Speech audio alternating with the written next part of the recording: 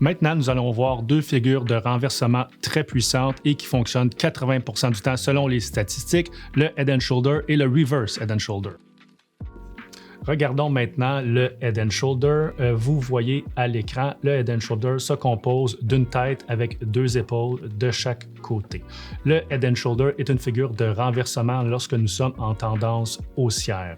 Où est-ce que nous plaçons notre point d'entrée pour faire une vente à découvert sur la formation Head and Shoulder? C'est lorsque la ligne de coût est brisée. Vous pouvez utiliser un sell stop ou rentrer manuellement avec une vente à découvert sur la ligne de coût lorsqu'elle est brisée. Par la suite, il faut placer son stop. Si vous êtes plus du type négociateur agressif, vous placez votre stop à la moitié de l'épaule de droite.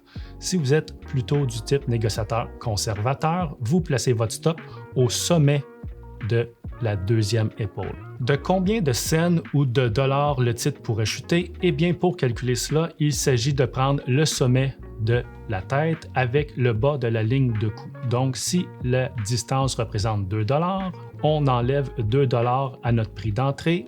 Une fois la ligne de coût brisée, si la ligne de coût a été brisée, exemple à 10 $ et que la distance que nous avons calculée entre le sommet de la tête et la ligne de coût représente 2 $, on enlève 2 $ à la ligne de coût, donc 10 $ moins 2 $, cela représente 8 $. Donc, si le titre chute à 8 $, il s'agit simplement de couvrir notre position.